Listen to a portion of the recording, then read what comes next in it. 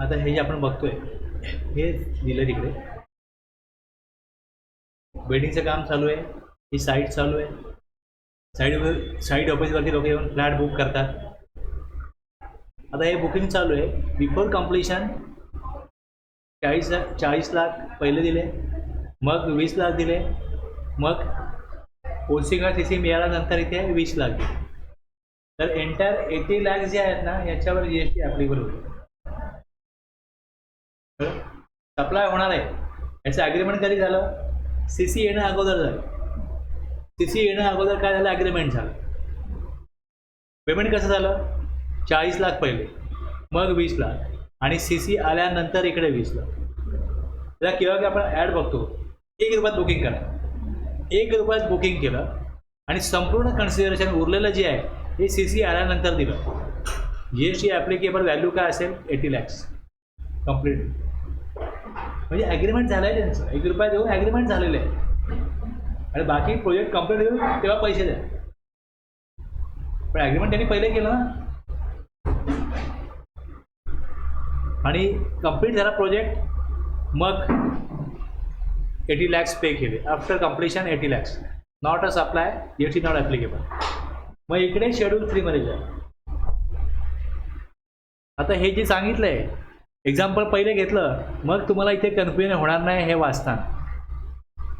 Construction of a complex building, civil structure or a part thereof including a complex or building intended for sale to a buyer wholly or partly.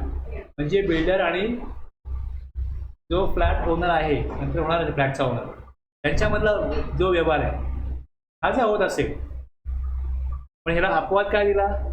Accept wear the entire, शब्द काय? Entire consideration has been received after issuance of completion certificate CC where required by the competent authority. जर required असेल तर, काही राज्यांमध्ये CC हा कन्सेप्टच नसेल तर नाहीच, तिकडे OC दिली जाते. OC हा बिल्डिंग झाली, OC मिळाली, मग राहिलं.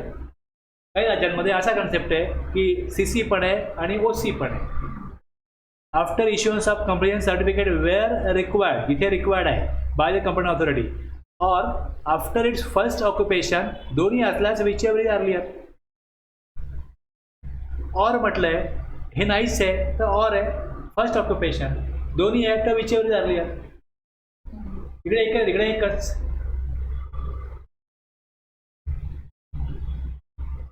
आता बघा, कन्सिडरेशन आफ्टर आहे का आणि एंटायर कन्सिडरेशन आफ्टर आहे का? शब्दांचा खेळ कसा आहे बघा. Entire consideration after issuance of CC किंवा OC आहे का? ओके, नाहीये. तर मग सप्लाय ऑफ सर्व्हिस आहे, मग GST आहे आणि ती सेक्शन 7(1) मध्ये फॉलो होईल. शेड्यूल 3 मध्ये जाणार नाही. पण जर का entire consideration has been received after issuance of complete certificate आहे, हे एक्सेप्ट म्हटलंय, मग ही सप्लाय ऑफ सर्व्हिस येत नाही. मग सप्लाय ऑफ सर्व्हिस येत नाही तर मग सप्लाय पण येत नाही का? मग ह्याचंही उत्तर येस आहे, ती सप्लायमध्ये पण येणार नाही. ती सप्लायमध्ये पण येणार नाही कारण ती इकडे जाते, शेड्यूल 3 मध्ये जाते.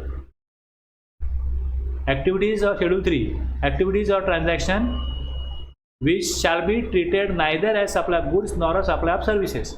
आणि यामध्ये तुम्हाला इकडे सेल ऑफ लँड हे कधीही सप्लाय गुड्सचा पण नाही, सर्व्हिसेसचा पण नाही. आणि subject two clause B of paragraph 5 of schedule 2.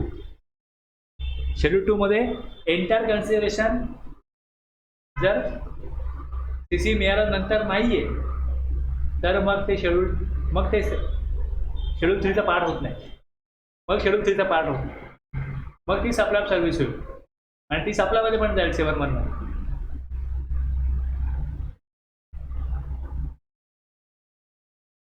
आता तुम्ही इथे बसलात, व्यवस्थित संपूर्ण समजून घेण्यामध्ये वेळ देऊ शकता कारण तुम्ही मेंटली फोकस होता. पण हे जर कोण ऑनलाईन बघेल, रेकॉर्डिंग बघेल, तेवढा फोकस होत नाही ना. एकदा या रूममध्ये आलात, बाहेर चप्पल काढल्या, आतमध्ये आलात, तर मला माहिती आहे आपण ती नाही फक्त आपल्या इथे बसत आहे. तुम्ही मेंटली प्रिपेअर्ड होता. तेवढंच प्रिपेअर्ड जर कोण ऑनलाईन झाला, रेकॉर्डिंगमध्ये झाला, तर त्याला त्या लेवलला कळतं ज्या लेवलला मी सांगू इच्छितो, समजू इच्छितो. एवढ्या तीव्र भावनेने जर ऐकता आलं ना ऑनलाईन किंवा रेकॉर्डिंगमध्ये, तर त्या तेवढ्याच भावनेने कळतं, एवढ्या भावनेने जो व्यक्ती सांगतोय प्रेझेंट करतोय त्याला असं कोपऱ्यात आपण आता कसं लिफ्ट असं त्याला हां, बस तोच फरक पडतो. मला ऑनलाईन घेणारा क्लास आवडत का नाही, कारण समोरचे लोक आपल्या आठवणी चालू ठेवतात आणि साईड बाय साईड क्लास करतात.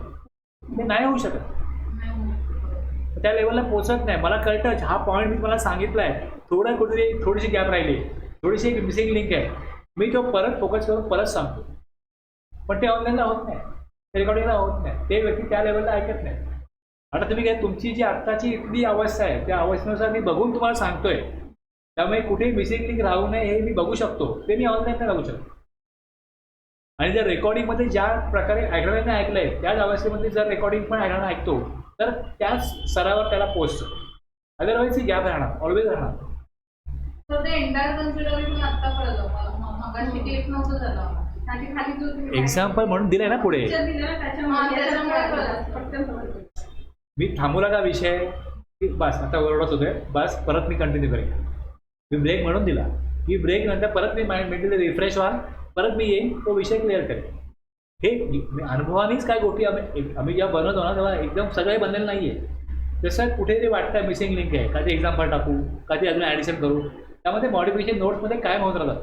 पण हे टाकलं आणि खाली परत दिलं अंडरस्टँडिंग टॅक्सेबिलिटी ऑफ ट्रान्झॅक्शन. जसं मी दाखवलं दोन्ही दाखवलं की एंटायर कन्सिडरेशन और any part of consideration is received before आहे, तिकडे शब्दच वापरला एंटायर. मग तुम्हाला सप्लाय ऑफ सर्व्हिस, मग 7(1)D read with schedule 2 para 5. आता इकडे 7(1)D नाही आहे, 7(1) इथे ए झालं आहे. हां, read with schedule 2 para 5B. आणि जर entire consideration is received after issuance of complaint certificate आहे, where required by complaint authority आहे, after its first occupation, not a supply at all. मग इकडे तुम्हाला supply such supply shall be considered as neither as supply of goods nor supply of services. मग इथे entry 5 schedule 3मध्ये जायचं आहे. 7(2) section तुम्हाला schedule 3मध्ये घेऊन जातो, त्यातनं तुम्हाला ती एंट्री 5 मिळते. असं ते लिंक केलं.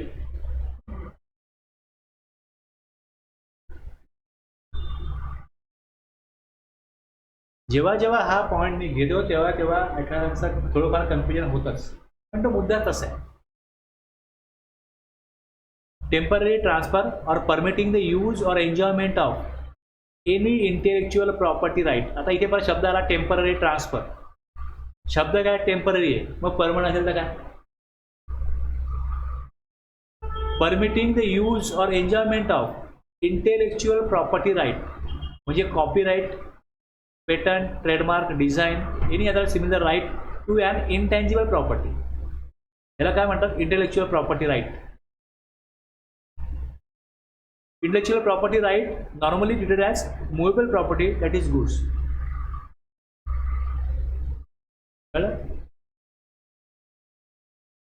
हे जे कॉपीराईट, पेटंट, ट्रेडमार्क, डिझाईन हे बॅलन्स शीटला कुठे दिसतं, परत हे असेट आहे.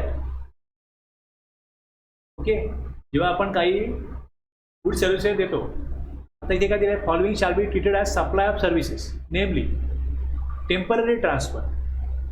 परमनंट ट्रान्सफर केलं तर हा एक प्रश्न आहे. इंटेलेक्च्युअल प्रॉपर्टी राईट म्हणजे काय, हा एक प्रश्न आहे. त्याचा यूज, वापर आणि एन्जॉयमेंट, पहिले विषय कळला पाहिजे. त्यांनी शब्दामध्ये काय काय कव्हर केलं, त्या शब्दातनं लॉ मेकर जो लॉ बनवतोय, आपण म्हणतो गव्हर्नमेंटने लॉ बनवतो, आपण गव्हर्नमेंट कोणाला आपण करतो, जे यातले तज्ज्ञ असतात त्यांना आपण करतो ना की तुम्ही काय करा लॉ बनवा. तर temporary transfer or permitting the use or enjoyment of any intellectual property right, copyright, patent, trademark, design, any other similar right to an intellectual property हे ह्यात कव्हर होतं इंटेलेक्च्युअल प्रॉपर्टी राईटमध्ये. आणि intellectual property right normally treated as movable property, that is goods. ठीक आहे, हे जे खाली दिले ना हे ऑथर्स नोट्स आहेत, लक्षात घ्या. हे लॉमध्ये दिले, याचा अर्थ काय, मग जो समजून घेतोय, जो सांगतोय त्याला याच्याविषयी माहिती घ्यायला लागते, ते आपण खाली लिहितो इकडे. कळलं ना, हे याच्यामधलं एक्सप्लेनेशन किंवा क्लिअरिफिकेशन नाही आहे, हे आपण निष्कर्ष काढला. सप्लाय ऑफ सर्व्हिस आहे temporary transfer or permitting the use or enjoyment of any intellectual property right shall be treated as supply of service. X limited allows to use patent process to Y against consideration ₹95. ते manufacturing करायचे आहे ना, ते कशा प्रकारे करायचं आहे, जे पेटंट घेतले ते पेटंट त्यांनी दुसऱ्याला वापरायला दिले 95 करोड रुपये. कळलं? ते वापरायला दिले, ॲग्रीमेंट आहे 10 वर्ष वापरू शकतो. तर हे परमनंट ट्रान्सफर नाही आहे, टेम्पररी ट्रान्सफर 10 वर्षाचा.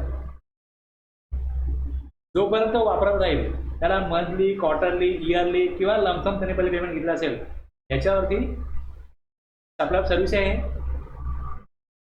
आता जर त्यांनी सांगितलं की आम्हाला वन टाइम तुम्ही सगळे पेटंट देऊन टाका, आम्ही आमचे वापरू काय तुमच्या नावावर आमच्या नावावर करा, मग टेम्पररी ट्रान्सफर होत नाही, मग परमनंट ट्रान्सफर झालं.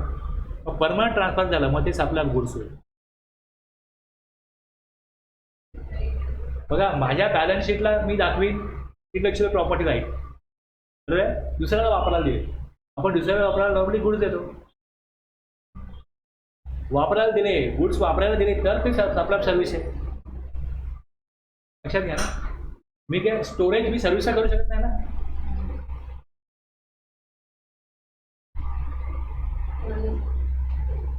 इलेक्ट्रिसिटी काय, इलेक्ट्रिसिटी ही गुड्स आहे, सर्व्हिस आहे.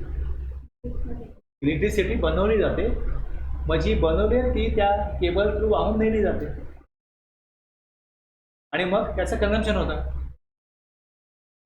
तसं इथे हे जे कॉपीराईट आहे, पेटंट आहे, ट्रेडमार्क आहे, ह्याचा असा काही स्टोरेज नाही आहे, त्याच्यातनं अधिकार मिळतो की आम्ही जी बनवलं आहे ही प्रोसेस आहे, त्याचे पेटंट आमच्याकडे, हे कोणी वापरू शकत नाही. रजिस्टर केलं या प्रकारे वापरायचं, हे आम्ही आमचं ते रिसर्च आहे, शोध आहे आमचा, हे पण आम्ही करतोय. दुसऱ्या कोणाला पाहिजे असेल तर ते वापरण्याचे अधिकार त्याला घ्यायला लागतील. ते अधिकार जर टेम्पररी घेतले तर सर्व्हिस आहे, परमनंटली घेतले मग permanent transfer IPR shall be treated as supply of goods. कळलं ना?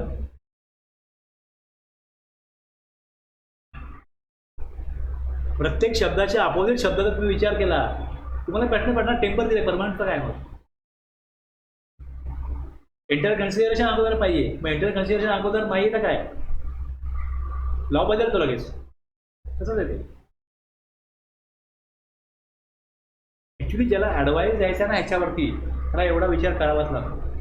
म्हणजे हे जे बनवतोय तर ज्याला अशा प्रकारे कायद्याचा जो काही छोट्या मोठ्या त्यात प्रोव्हिजन आहे याचा वापर करून काहीतरी करायचं आहे, त्याला तेवढ्या डिटेलमध्ये नॉलेज घ्यावं लागतं, त्याचं इंटरप्रिटेशन करून त्याचा अर्थ काय.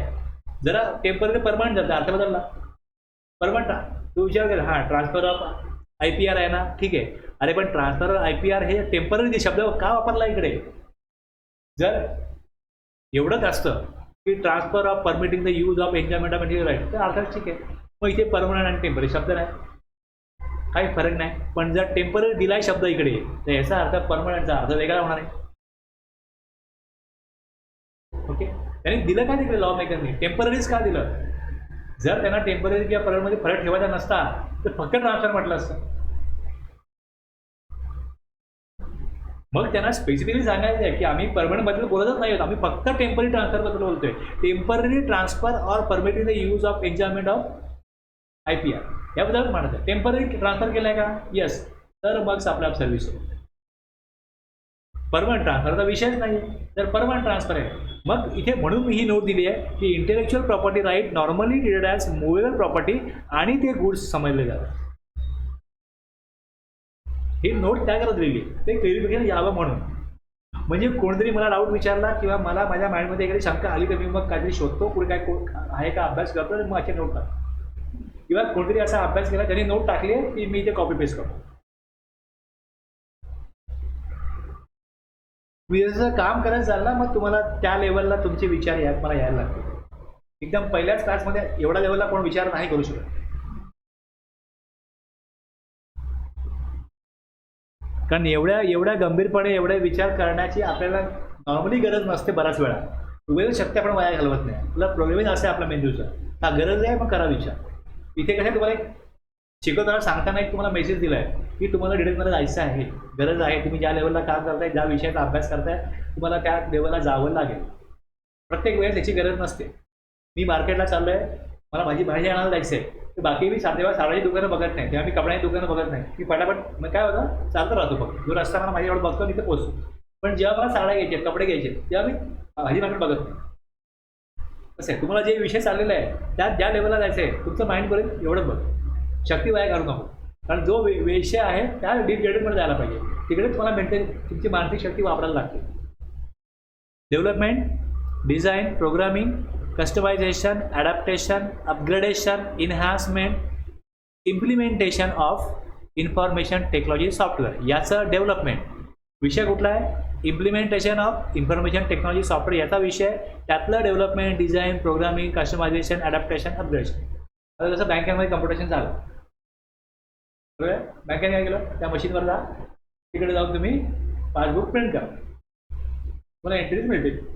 मग याकरता काय केलं? पहिले प्रोग्रामिंग केलं. ओके, प्रोग्रामिंग केलं. ते सॉफ्टवेअर पहिले डेव्हलप केलं, डिझाईन केलं, प्रोग्रामिंग केलं. आता जर एखाद्या व्यक्तीचं जॉईंट अकाउंट आहे तर त्या प्रकारे त्याला नाव ॲड करून जॉईंट अकाउंट टाकता आलं पाहिजे. मग सॉफ्टवेअर जे बनवलं होतं त्यामुळे अशी सोय नव्हती, दोन्ही नावं आली पाहिजे. मग कस्टमायझेशन केलं की पासबुक जेव्हा प्रिंट करेल त्या पहिल्या पेजवरती जो फर्स्ट होल्डर आहे सेकंड होल्डर मध्ये नाव आली पाहिजे. प्रोग्रामिंग पहिले गेलं तर जे मेन नाव आहे तेच आहे, दुसरं नाव यायचंच नाही. अशा प्रकारे जशी गरज पडत जाते तसं त्या सॉफ्टवेअरमध्ये आणखीन त्या बदल करावे लागतात. एक सॉफ्टवेअर बनवून दिलं यात हे सगळ्यांना आहे, पण एखाद्याची वेगळी नीड आहे.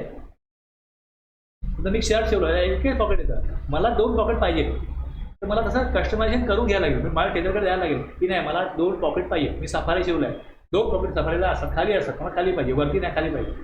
हे करून घ्यावं लागतं. म्हणजे एखाद्याची स्पेसिफिक नीड असते त्यावेळेस तो आपल्या गरजेप्रमाणे कस्टमाइज करून घेतो. Enhancement, implementation of information technology software म्हणजे सगळ्या ॲक्टिव्हिटी कव्हर व्हायला पाहिजे. मग ते शब्दामध्ये मांडायचे, शब्द वाढणार. मग development, design, programming, customisation, adaptation, upgradation, enhancement हे सगळं आहे. ओके, ही सगळं सप्लाय ऑफ सर्व्हिस आहे. जे सॉफ्टवेअर आहे त्या सॉफ्टवेअरचा स्पीड कमी आहे. मग काय केलं? त्या सॉफ्टवेअरमध्ये काहीतरी चेंज केले आणि त्या चेंजेस नंतर ते सॉफ्टवेअर फास्ट चालायला लागलं. मग ते अपग्रेड केलं. पण आम्ही सॉफ्टवेअरचं प्रोग्रामिंग नाही केलं, आम्ही कस्टमाइज नाही केलं. आम्ही फक्त काय केलं ते स्पीड वाढण्याकरता त्याला सांगितलं कंपनीला आणि त्यांना आम्ही पैसे दिले. काही असो, अपग्रेडेशन. ओके, इन्हान्समेंट एक शब्द त्यासाठी आला की सॉफ्टवेअर जे आहे तेच आहे, फक्त त्यात काहीतरी अशा गोष्टी केला ज्याला तुम्ही म्हणाल अपग्रेडेशन किंवा इन्हान्समेंट, ते पण त्यामध्ये येतं. कसलं केलं? इम्प्लिमेंटेशन ऑफ इन्फॉर्मेशन टेक्नॉलॉजी सॉफ्टवेअरचं केलं. बरं, एवढं क्लिअर झालं. Bank of India pays software development, design and maintenance charges to software development company to design, maintain, develop आणि upgrade and banking software for various activities of bank. The transaction between software development company आणि bank ही supply of service असेल. Okay, customize software हा एक concept आहे आणि प्रीपॅक, can किंवा शिंक software हा एक कन्सेप्ट आहे. हा एक कन्सेप्ट. आता हे पण मी जे दिलं आहे खाली, मी असे एक व्हिडिओ बघत होतो वेगवेगळे यूट्यूबला. त्यात एका व्यक्तीने सांगितलं की माझ्याकडे असं काम आहे. मला विचारलं की हे काय करायचं. आमचं सॉफ्टवेअर जे आहे ते आम्ही वन टाईम विकतो. म्हणजे एक प्रोडक्शन होतं, पण गेम आहे, तो गेम बनवला एकदा तर ते दाखवून घेतं, आम्ही वेगळ्या वेबसाईटला विकायला ठेवतो. तर या सॉफ्टवेअरला तुम्ही गुड म्हणाल का सर्व्हिस म्हणाल, काय म्हणाल. मग त्यातनं कसं आहे की डेव्हलपमेंट नाही आहे, डिझाईन नाही आहे, प्रोग्रामिंग, कस्टमायझेशन, अडॅप्टेशन हे जे दिलेलं आहे हे वारंवार नाही होत. एकदा प्रोग्रामिंग केलं, एकदा ते बनवलं का तेच सगळ्यांना दिलं. त्यात युजरला काही चेंज करायला मिळत नाही. प्लस मी म्हणाल त्याचे काही कॉपीराईट्स आहेत किंवा काय आहेत हे ते वापरायचं एक पद्धत आहे, त्यात ते वापरायचे आहेत, पण ते परमनंट ट्रान्सफर आहे, टेम्पररी नाही. परमनंट दिलं आहे त्याला. मग जर का प्रीपॅक सॉफ्टवेअर आहे ह्याला HSN कोड येतो. हा लायसन्स ते दिलं आहे प्रीपॅक सॉफ्टवेअरचं, लायसन्स दिलं आहे तर हा कोड येतो, सर्व्हिस अकाउंट कोड येतो. कळलं? आपला विषय इन्फॉर्मेशन टेक्नॉलॉजीचा आहे. पण प्रीपॅक सॉफ्टवेअर आहे जी एक जनरल यूज आहे, लाखो लोकांचा यूज आहे, ते बनवून ते सॉफ्टवेअर बनवलं. तसं वर्ड आहे आपलं, एक्सेल आहे, त्याचा विषय येत नाही कस्टमायझेशनचा. पुढचं वर्जन येईल, लोकांची काय मागणी पुढच्या वर्जनला ते काय फुलफिल करतील, पण जसं तसं लोक वापरतात.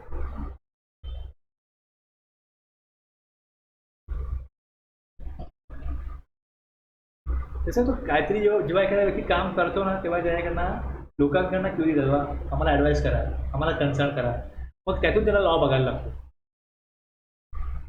आणि त्यातनं मग अशा गोष्टी येतात की तेच आहे, इन्फॉर्मेशन टेक्नॉलॉजी सॉफ्टवेअर आहे, पण सप्लाय सर्व्हिस पण असू शकतं आणि सप्लाय गुड्स पण असू शकतं. सप्लाय गुड्स केव्हा आहे, जे pre pack can shrinks wrap software जे एकदा बनवलं आणि ते बनवून ते कुठल्या वेबसाईटला अवेलेबल आहे, लोक घेतात, वापरतात, यूज करतात, डाउनलोड करतात, यूज करतात. कसं यूज करू, जे सीडीमध्ये विकलं जाईल, आता सगळं डाउनलोड होतं, लोक वापरतात आणि त्याने कसंही वापरावं, कंपनीचं ऑब्जेक्शन नाही यावरती.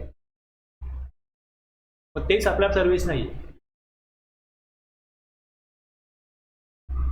कसं आहे, अशा ज्या सॉफ्टवेअरला गव्हर्नमेंटनी जे काही रेट शेड्यूल दिलं आहे, त्यात जर रेट 12% दिला आहे, तर तो रेट 12% होईल. मग ते बेनिफिट घेणार सप्लाय गुड्सचा. आणि इथे जर का तुम्ही बघाल, जर का याचं सर्व्हिस अकाउंट कोड आहे आणि ह्याला जर 18% जर का आहे, मग ते 18% बनतात. जर कोणी 12% दिले, तो म्हणून की सप्लाय गुड्स आहे, ह्याच्यामध्ये येत नाही, आमचं यामध्ये येत नाही, म्हणून आम्ही 12% लावले. मग तुम्हाला परत लॉ बघायला लागेल की त्यांनी 12% लावले. हा हे जर का इन्फॉर्मेशन टेक्नॉलॉजी सॉफ्टवेअर आहे, कळलं. रिसर्च करता मी असे काय पॉईंट दिले, ज्यांना त्या लेवलला काम करायचं त्यांनी रिसर्च करावं. बेसिक लॉ मी क्लिअर करतो, बाकी जे कॉम्प्लिकेटेड पॉईंट आहेत ते एखाद्या व्यक्तीच्या त्या लेवलला काम करायचं आहे, अभ्यास करायचा करायचा आहे, त्याला करावं लागेल. स्टुडंटला नाही करायचं. मग CA एक्झाम देतोय, त्या एक्झाममध्ये असे प्रश्न येत नाही, पण मी त्याला बोलतो की जर का तू क्लास केल्यानंतर एक्झाम पास झाल्यानंतर जेव्हा प्रॅक्टिस करशील ना, तुझा या लेवलला अभ्यास नसेल तर काही उपयोग नाही त्या सर्टिफिकेटचा. तू या लेवलला शिकलाच नाही, एक्झाम दिली, संपला, सर्टिफिकेट मिळालं. पण मार्केटला तुला असे प्रश्न येणार आहेत. ॲज अ कन्सल्टंट जर का इथे आपण आपला रोल प्ले करू शकलो नाही आणि चुकीचे ॲडवाईस लोकांना दिले आणि लोकांना कळलं की हा माणसाचं जे काही नॉलेज आहे ते आपल्या उपयोगी येत नाही, आपल्याला अडचणीमध्ये आणतो, ते व्यक्ती डॉक्टर झाला आहे, पेशंट बरे होत नाही, एवढी जास्त त्याची तब्येत बिघडते, ते डॉक्टरला डिग्री मिळून काय उपयोग आहे. म्हणजे सर्टिफिकेट डिग्री बरोबरच त्याला त्या लेवलचं नॉलेज पण आलं पाहिजे. पण त्यासाठी अशा प्रकारचा डिटेल अभ्यास करणं, ट्रेनिंग घेणं हे गरजेचं असतं.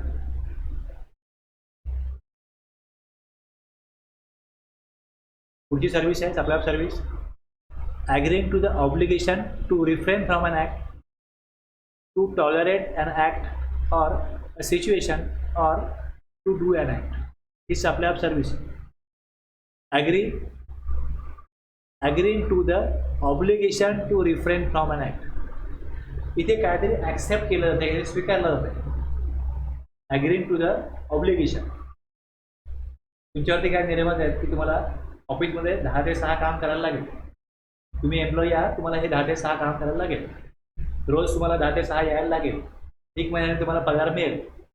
हे काय झालं, एम्प्लॉईचं ऑब्लिगेशन आहे की त्याला रोज 10 ते 6 ऑफिसला जाऊन काम करायचं. ॲग्री करतो तो म्हणजे स्वीकारतो ना. From an act. और काय दिसतंय, टॉलरेट अन ॲक्ट, काय सहन करायचं आहे, or a situation, or to do an act, काय गोष्टी करायच्या. हे तुम्हाला ऑफिसमध्ये यायचं आहे पण तुम्हाला बाहेर कुठे पाठवलं गेलं साईडवरती, तिकडे जावं लागेल. अशा ज्या गोष्टी आहेत हे सगळं सप्लाय सर्व्हिसचा भाग आहे. आता तुम्ही जेव्हा हे वाचता, पूर्ण वाक्य एकच आहे, मी तोडलंय ते असं आणि 3 भाग केले त्याचे तोडून. After referring to the aforementioned definition, the said clause can be broken into 3 parts which read as follows. एक ऑब्लिगेशन कसलं आहे, to refrain from an act. दुसरं ऑब्लिगेशन कसलं आहे, to tolerate an act or situation. आणि तिसरं obligation to do an act, काहीतरी करायचं. Obligation to refrain from an act, हे रिफ्रेन शब्द आहे. इथे टू डू अन ॲक्ट शब्द आहे. ह्याचे नक्की लॉ मेकरना काय अर्थ अभिप्रेत आहे हे समजलं तर कळेल, हे सप्लाय सर्व्हिसमध्ये येणार आहे. बाकी फक्त शब्दच आहेत ना. आता हे एवढ्याच गोष्टीतून कळत नाही ना. आता म्हणून मग आपल्याला त्याचा डिटेलमध्ये अर्थ काय, ऑब्लिगेशन टू रिफ्रेन फ्रॉम अन ॲक्टचा अर्थ जर डिक्शनरी मिनिंग बघितलं तर ना करणे के लिए राजी कर. ऑब्लिगेशन कशा करताय की हे न करण्याला तुम्ही तयारी करायची. Means any act which binds a person of not to do or not doing a particular thing in a particular manner पद्धतीने in a given circumstances. Mister Rajesh, an employee of Infosys, agrees not to work with Tata Consultancy Services for at least 2 years by signing a non-compete agreement and against payment of rupees 10 lakh. आता इथे consideration आहे बघा, एक employee आहे, तर संबंध आहे कंपनीशी, एम्प्लॉई कंपनीने सांगितलं आहे ॲग्रीमेंट आहे, असेल एखादा जॉब सोडायचा असेल त्यांनी ॲटलिस्ट 1 मंथ अगोदर सांगितलं, सांगतोय. आणि तो जेव्हा सांगतोय आणि जेव्हा तो कंपनी सोडतोय त्याला कारण विचारलं की बाबा तुला का इथे कंपनी ही काम का बंद करा सोडायचं, मला इथे कंटाळा आला, मी दुसऱ्या कंपनीत जॉब करू इच्छितो जाऊन, त्यांनी सांगितलं. किंवा असं कंपनीला वाटतं की आपली कंपनी सोडून हा इन्फोसिसला असं वाटतं की तो टाटा कन्सल्टन्सी जॉईन करणार आहे आणि त्यांना असं वाटतं की आपला एम्प्लॉई तिकडे गेला तर आपल्या कंपनीला नुकसान होईल. त्यांनी सांगितलं की ना मला कंपनी सोडायची. त्यांनी सांगितलं की बघ तू कंपनी सोड, काय प्रॉब्लेम नाही, पण ॲटलिस्ट 2 वर्ष तू टाटा कन्सल्टन्सीकडे जाऊ नको, त्याच्याकडे जाऊन काम करू. तो जेव्हा ती नोकरी सोडेल त्यात नंतरची हा एक गोष्ट आहे, तो जेव्हा जॉब करत होता त्याला पगार मिळत होता. एम्प्लॉयरनी एम्प्लॉईला काही दिलं कशा करता, तो जी नोकरी करत त्याच्या अगेन्स्ट, त्याच्यावर GST येतच नाही, त्याच्यावर GST येत नाही. तुम्हाला शेड्यूल 3 मध्ये जायला लागेल.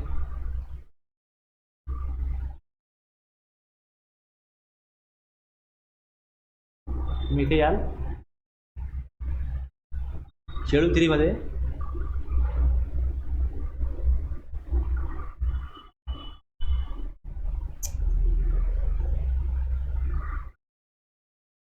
services by an employee to the employer in the course of or in relation to his employment. He activity काय, neither supply of goods nor supply of service.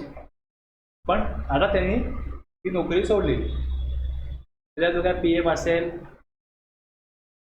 जे काही कंपनी त्याला देणं लागते त्याला सगळं मिळेल.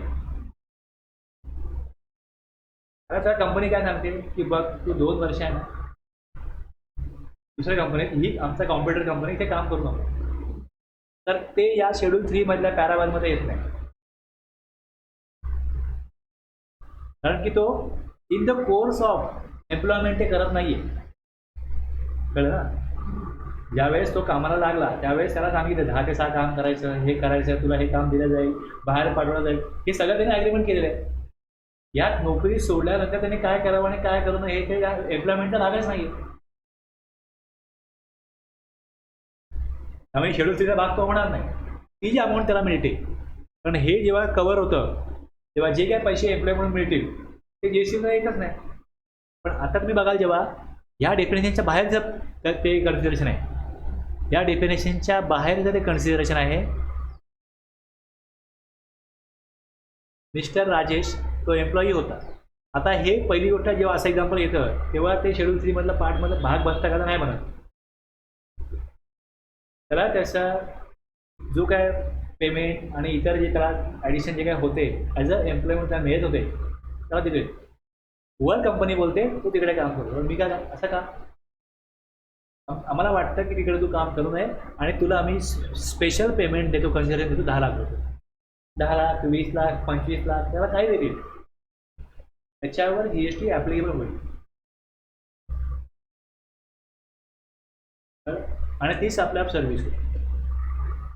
सगळ्यात पहिले तुम्हाला हे बघायचं आहे GSTच्या स्कोपमध्ये हे येईल काय ट्रान्झॅक्शन येईल, तर मग आपला सर्व्हिस येईल. शेड्यूल 3 मध्ये जाणार नाही, कारण शेड्यूल 3चा लिमिटेड स्कोप आहे. In the course of employment, हे एम्प्लॉयमेंट नाही आहे. 2 वर्ष पुढे तो यांचा एम्प्लॉई नसणार आहे. 2 वर्ष त्या कंपनीत काम नाही करायचं, तिकडे ती कंपनी जॉईन नाही करायची, म्हणून 2 लाख 10 लाख रुपये घे, 10 लाख घेत नाही इकडे 10 लाख घे 2 वर्षाकरता, कळलं. हे ऑब्लिगेशन तो ॲग्रीमेंटद्वारे स्वतःवरती घेतोय. काय करायचं, दुसरीकडे जाऊन काय करायचं नाही. Obligation to refrain from an act, काहीतरी ॲक्ट त्याला दिला जातोय. हा ॲक्ट करायचा नाही, तो करायचा नाही म्हणून पैसे मिळतात त्याला. Okay. Obligation to tolerate an act or situation means to accept the occurrence of existence of an act or a particular thing which is imposed by a condition or circumstances in a contract, agreement or any other document which is legally enforceable by law. हे सहन करा तुम्ही. Tolerate. Penalty on early termination of a rental lease agreement. Agreement K lease agreement. आता एक कोविडमध्ये बरेच shop खाली झाले.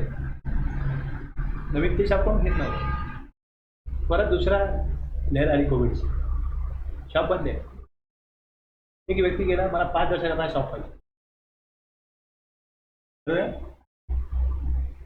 त्याने ते शॉप 5 वर्षाकरता काय केलं, रेंटवरती घेतलं. आता त्याने एक रेंट सांगितलं की 30,000 रेंट राहील. 5 वर्ष हेच रेंट नाही 30,000. तो ओनर काय बोलला, तुम्ही 5 वर्षाच्या आतमध्ये जर का सोडला तर आज मार्केटला भाडं परिवार 40,000 मिळायचं, आज 30,000 जाईल. मी 5 वर्षाकरता मागतो, तुम्ही सोडायचं नाही. आणि तो ज्याला रेंट पाहिजे ते म्हणतो मला तुम्ही काढायचं नाही, पाहिजे. तुम्ही गेलात तर म्हणतो मग जो कोण ते ॲग्रीमेंट ब्रेक करेल त्यांनी 40,000 रुपये द्यायचे. ॲग्रीमेंट ब्रेक केलं, कळलं. म्हणजे काय झालं, टॉलरेट ऑन ॲक्ट. आता जर ते 40,000 रुपये तो घेतो तर ही सप्लाय सर्व्हिस होते या पॅराप्रमाणे. त्याच्यावरती हे ऑब्लिगेशन.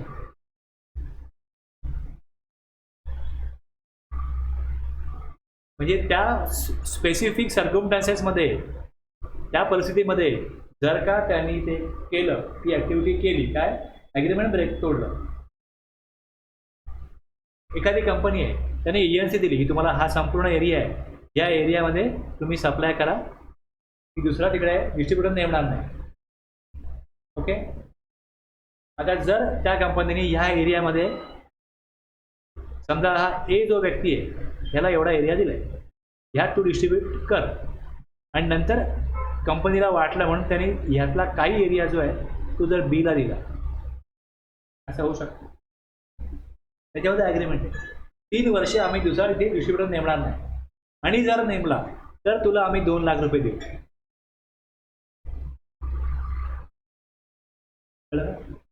2 वर्ष आम्ही तुला, ही आमची जी एजन्सी आहे ही तुझ्याकडनं परत घेणार नाही, प्लस दुसऱ्या कोणाला पण डिस्ट्रीब्युटर म्हणून नेमणार नाही. पण जर त्यांनी नेमला संपूर्ण एरिया करता किंवा त्या एरियातला काही भागा करता तर त्यांचं ॲग्रीमेंट तसंच आहे, तुला आम्ही 2 लाख रुपये देऊ, की आम्ही क्लॉज जो आहे तो ब्रेक केला तर तुझ्यावर 2 लाख रुपये आम्ही देणं लागतो.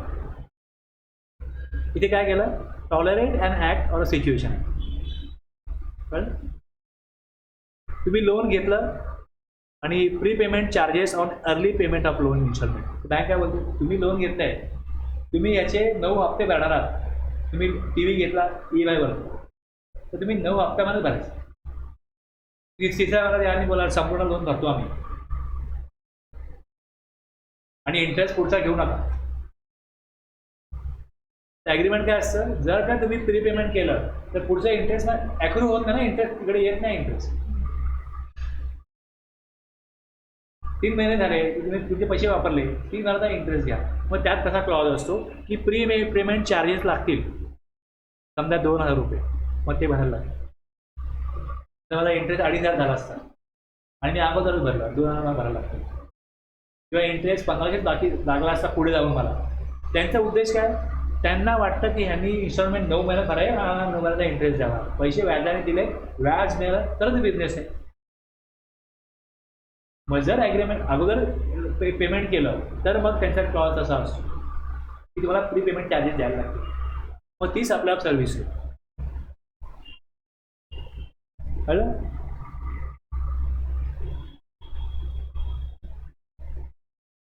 आणि डू अन ॲक्ट, काहीतरी परफॉर्म करा, means to perform or to do something necessarily prescribed is an agreement, contract किंवा any other document which is required under any law for the time being in force. तरी करा आणि करू नका. हे म्हणजे ह्यात हे सगळे शब्द वापरण्याचा उद्देश काय होता की काहीतरी करावं, काहीतरी करू नये, काहीतरी सहन करावं. हे सगळं जे काय आहे त्याच्याकरता काय कन्सिडरेशन आलं तर ते supply of service.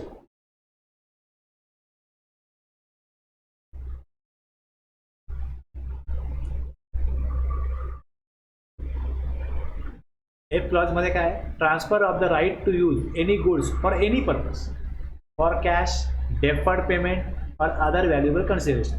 Mister Gada shall transfer right to use laptop, printer for a period of 6 months for an agreed consideration to Mr. Bide. इथे काय केलं right to use goods laptop किंवा प्रिंटर आहे हे सप्लाय ऑफ सर्व्हिस.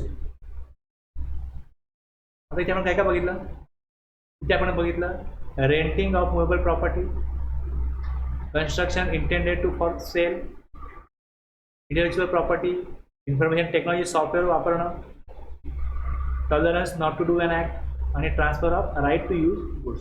हे सगळं supply of सर्व्हिसमध्ये येईल. जसं मी एक एक आता इथे प्रत्येक त्या पॅरानंतर त्यातले पॉईंट दिले तसे नंतर तुम्ही शेवटी जाऊन सगळे पॉईंट परत एकत्र केले एका पेजवर आणि कम्पेअर केलं तर तुमच्या लक्षात राहील परत की अरे नक्की काय काय सांगितलं गेलं आपलं. आता खूप कन्फ्युजन होईल तुम्हाला म्हणून शेवटी परत ते एकत्र घेतले. हां हां आणि तुम्ही एकदा जरी रिवाईज कराल तर तुम्हाला क्लिअर होईल. अदरवाईज काय होतं एक पॉईंट सांगतो मागचा विसरतो ते हां म्हणून ते एका व्ह्यूमध्ये पुढे मी घेतले. पहिली गोष्ट जो पॉईंट सांगतोय त्याचा एक खाली व्ह्यू दिला आहे, समरी दिली आहे, परत सगळ्या समरीची परत एक समरी दिली, सगळे एकत्र घेतले सगळे समरी.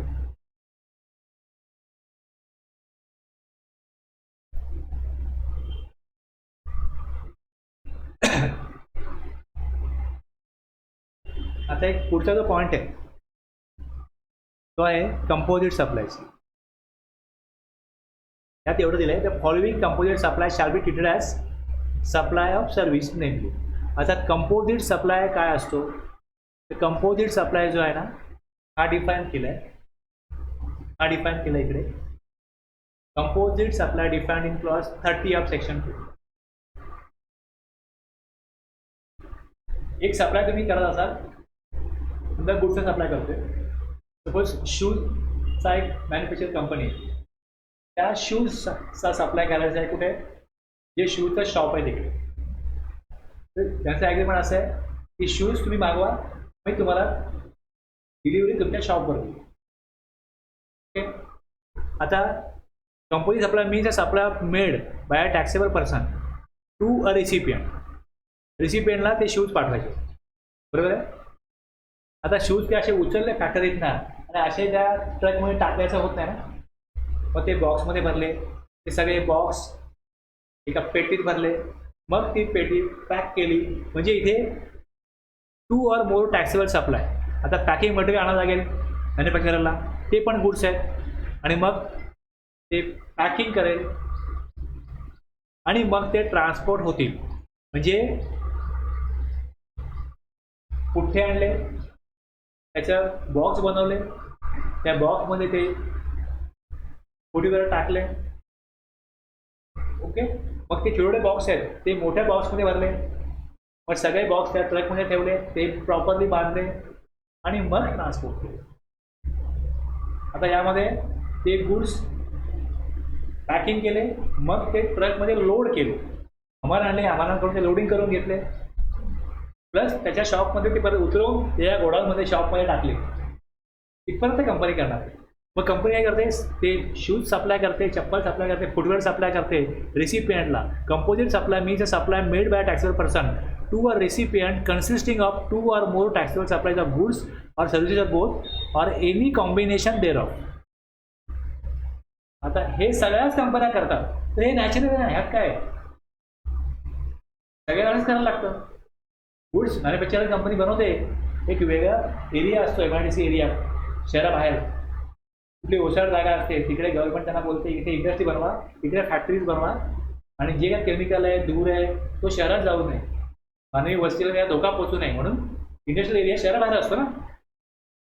मग वस्तू विक्री कुठे होतात? तर शहरामध्ये होतात. मार्केट कुठे आहे? सिटी कुठे आहे? तिकडे आहे ना मार्केट. मग तिकडून ते गुड्स मॅन्युफॅक्चरर त्या मार्केटला पाठवतात.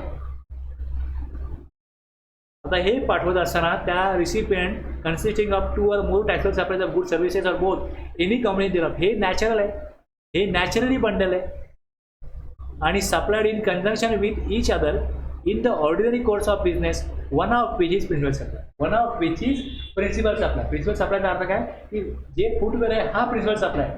तो सप्लाय होत असताना त्याचं पॅकिंग करणं, त्याचं लोडिंग अनलोडिंग आणि ट्रान्सपोर्टेशन. आता ट्रान्सपोर्टेशन होतं आणि गाडीमध्ये जर उलटी झाली पलटी झाली तर काय? इन्शुरन्स काढला जाईल त्या गुड्सचा. हे सगळं त्या सप्लायचा भाग आहे, हे नॅचरल आहे. तर हा कंपोजिट सप्लाय आहे. क्लिअर हा कंपोजिट सप्लाय आहे. वेअर गुड्स, एक्झाम्पल काय दिलं आहे? Where goods are packed and transported with insurance, the supply of goods, packing material, transport and insurance is a composite supply and supply of goods is a principal supply. आता परत आठवा valuation, की जेव्हा गुड्सचा supply होतोय आणि त्याच्यावरती काही additional charge लागत आहे, म्हणजे जर गुड्सचा सप्लाय होतोय त्याची किंमत जर का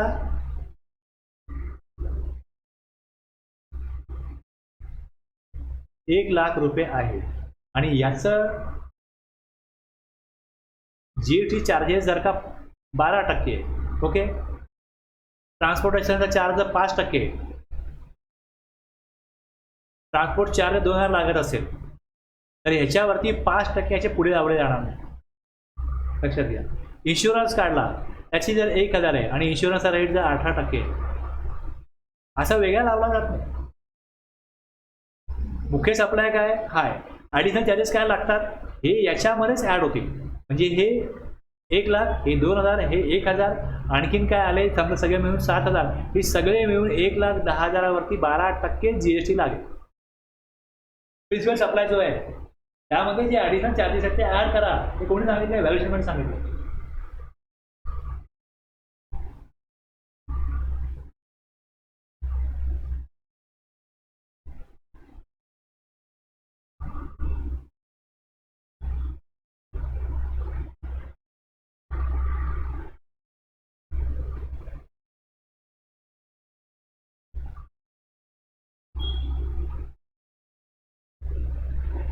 (15.1) मध्ये मॅडम तुम्ही नव्हतात त्या क्लासला. Value of supply of goods services shall be transaction value. ₹1,00,000 काय आहे? जी व्हॅल्यू आहे त्या गुड्सची ती आहे. ओके, ती व्हॅल्यू आहे. त्याच्यामध्ये the value of supply shall include करा. काय इन्क्लूड करा? इन्सिडेंटल एक्सपेन्सेस इन्क्लूड करा, इन्क्लुडिंग कमिशन, पॅकिंग आणि कुठलेही अजून चार्ज आहे जो रिसिपियंट तो सप्लाय करण्याकरता सप्लायर रिसिपियंटकडनं घेतो. ओके, म्हणजे इथे जी व्हॅल्यू आहे ती तुमची ₹1,00,000 आहे. तर ह्याच्यामध्ये the value of supply shall include incidental expenses. Okay, लक्षात घ्या. कंपोजिट सप्लाय होतो आणि व्हॅल्युएशनमुळे काय सांगितलं आहे? त्याची व्हॅल्यू जर वेगळी घेतली जाते तर ती तुम्ही व्हॅल्युएशन त्या ॲक्च्युअल गुड्सची व्हॅल्यू किती आहे? 1,00,000. म्हणजे ट्रान्झॅक्शन व्हॅल्यू 1,00,000 आहे, त्यामध्ये ही व्हॅल्यू ॲड करा आणि जी व्हॅल्यू येईल त्याच्यावरती GSTचा चार्ज जो आहे 18%, 12% लागेल. ती ॲड कराल त्याच्यावर लागेल. त्यामुळे इथे या केसमध्ये इथे असे वेगवेगळे चार्ज लागणार नाही. जे सप्लायर इन्शुरन्स कंपनीकडे इन्शुरन्स काढेल तो त्याच्यावर जो काही चार्ज लागेल तो भरेल. ट्रान्सपोर्टरला बोलवेल त्याच्यावर चार्ज भरेल. ते चार्ज जे पॅकिंग मटेरियल आणेल कुठलं 5% असेल, कुठलं 12% असेल, कुठलं 18% असेल, ते काही वेगळं लिहिल रस्सी एवढी लागली 5%, 2% असं काही येत नाही ना तिकडे. जे एकूण कन्सिडरेशन आहे हे प्रिन्सिपल सप्लायमध्ये आहे. आणि तिथे काय म्हणतात व्हॅल्युएशनमध्ये की 15.1 मध्ये जी व्हॅल्यू आहे त्यात तुम्ही इन्सिडेंट सप्लाय करणारा इन्सिडेंट आहे तो होण्याकरता जो काही एक्स्ट्रा खर्च येतो तो त्यामध्ये ॲड करा. म्हणजे मुख्य सप्लाय प्रिन्सिपल सप्लायचीच ती व्हॅल्यू मानली जाते तिथे. तो कंपोजिट सप्लाय. ओके.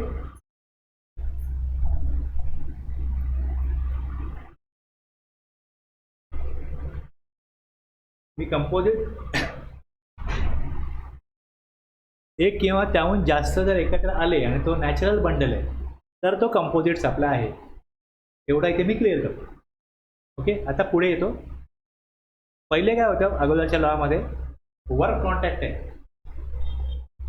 जसं एक ही रूम आहे, ह्या रूमला मला प्लास्टर करायचं तर लेबर लागतील. ओके, त्यातले कौशल्य असलेला व्यक्ती असेल तर लेबरला सांगेल कशाला वगैरे प्लास्टर करायचं, काय करायचं. आणि त्याला सिमेंट प्लास्टर करायला अजून ते मटेरियल लागेल ते पण तो कॉन्ट्रॅक्टर आणतो. प्युअर लेबर कॉन्ट्रॅक्ट नाही. जर प्युअर लेबर कॉन्ट्रॅक्ट आहे तर सर्व्हिस, पण त्या कॉन्ट्रॅक्टमध्ये काही गुड्स इन्व्हॉल्व आहेत. तर त्यामध्ये अगोदरच्या लॉमध्ये GSTच्या अगोदर जो लॉ होता त्यामध्ये सर्व्हिस टॅक्स पण लागायचं आणि व्याज पण लागायचं. म्हणजे सप्लाय गुड्स पण होता आणि सप्लाय सर्व्हिस पण होतं, दोन्ही त्यात लॉ लागायचे. आता इथे काय केलं आहे यांनी असं म्हटलंय work contract as defined in clause 119 of section 2 हे आम्ही सप्लाय ऑफ सर्व्हिस म्हणून सांगतोय. द फॉलोइंग कंपोजिट सप्लायज, आता वर दिना कंपोजिट सप्लाय म्हणून मला ती डिफिनिशन बघायला लागली. Shall be treated as supply of service, म्हणजे ज्यामध्ये एक किंवा जास्त सप्लाय इन्व्हॉल्व आहे.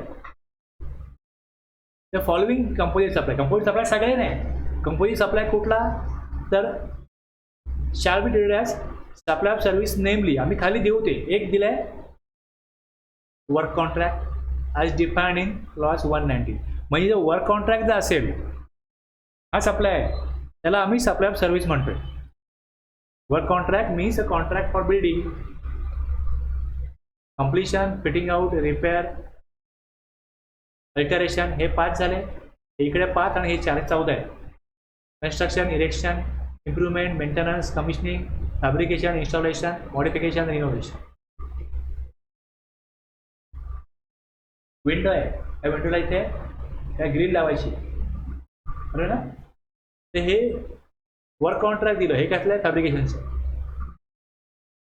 Of any immovable property wherein transfer of, परत एक शब्द काय आला, जर हे मुवेबल प्रॉपर्टीवरती असेल तर ते वर्क कॉन्ट्रॅक्टमध्ये येणार. हे इमूवेबल प्रॉपर्टीवरती असलं पाहिजे. Where in the transfer of property in goods is involve in the execution of such contract. Composite supply आहे पण कुठला सप्लाय आहे वर्क कॉन्ट्रॅक्ट तर तो सप्लाय ऑफ सर्व्हिस. तुम्ही माझ्याकडे, मी समजा मॅन्युफॅक्चरर आहे फुटवेअर असा, तुम्ही गुड्स मागितले तर ते सप्लाय ऑफ सर्व्हिस नाही, कंपोजिट सप्लाय आहे. पण कंपोजिट सप्लाय कसला आहे त्यांनी दिलं आहे की स्पेसिफिक सप्लाय. त्यांनी दोनच दिलेत, एक वर्क कॉन्ट्रॅक्ट आणि दुसरं रेस्टॉरंट सर्व्हिस. हे दोन जे आहेत हे सप्लाय ऑफ सर्व्हिस आहे. यात कुठल्याही गुड्सचा टॅक्स लागणार नाही, जो अगोदर वॅट लागत होता. हे सप्लाय ऑफ सर्व्हिसमध्ये आम्ही कॅटेगराईज करतोय. स्पेसिफिकली शेड्यूल 2 मध्ये सांगितलं की एक वर्क कॉन्ट्रॅक्ट दुसरा supply by way of or as part of any service or in any other manner whatsoever of goods being food or any other article for human consumption or any drink. Food म्हटलं काय होईल, food बनवायचं ही service येईल ना. Food दिलं जाते, बनवून दिलं जाते, परत जो व्यक्ती ते घेतोय फूड त्याला डिलिव्हरी होते, किंवा तो जिथे बसतोय त्याला टेबल दिले, बसायला खुर्ची दिली, AC आहे. असं हॉटेलमध्ये असं एन्व्हायरमेंट असतं ना, त्याचे चार्जेस त्या बिलामधून येतात. सप्लाय बाय वे ऑफ और as part of any service or in any other manner whatsoever of kasla goods being a food or any other article for human consumption or any drink where such supply or service is for cash, deferred payment or other valuable consideration. हे supply of service असेल. Conclusion काय, work contract आणि restaurant service किंवा catering contractor यांची service आहे ही supply of service असेल. आणि drink असेल, ड्रिंकमध्ये जर अल्कोहोलिक लिकर फॉर ह्युमन कन्झम्पशन, जर एखादं बार आणि रेस्टॉरंट असेल किंवा हॉटेल आणि तिथे बार पण आहे, तर मग तिकडे जर का वाईन सेल होत असेल, बियर सेल होत असेल, त्याच्यावरती त्या वेगळ्या कायद्याप्रमाणे वॅट लागेल. ते सोडून बाकीचे जे काही फूड आहे किंवा ड्रिंक आहे त्याच्यावर GST लागेल आणि तो सप्लाय ऑफ सर्व्हिस प्रमाणे लागेल.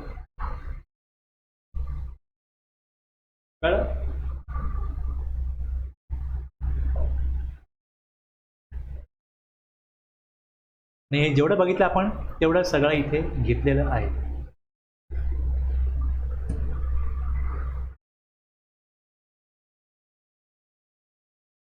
शेड्यूल 2 एंटायरली कव्हर केला इकडे. 1 2 3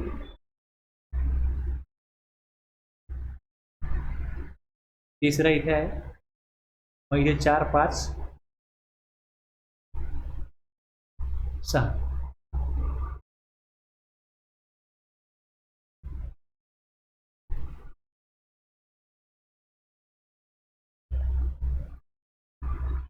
इथे आपला शेड्यूल 2 संपतो. नॉर्मली शेड्यूल 2ला एक क्लास दिला, पूर्णपणे दिला. आता मी अकाउंटंटला घेतो, एवढ्या डिटेलमध्ये घेत नाही. त्यांचं मग 1.25 तासामध्ये संपवतो. त्यामुळे याचा स्ट्रेच करत नाही. असं पण असतं, हे लक्षात घ्या, एवढं त्यांना सांगायचं असतं. पण जर तुम्ही ऑडिट करा असाल याचं, तर तुम्हाला डिटेलमध्ये हे नॉलेज पाहिजे. आता शेड्यूल 3 आपण पुढच्या क्लासला घेऊया. थांबतो मी इकडे.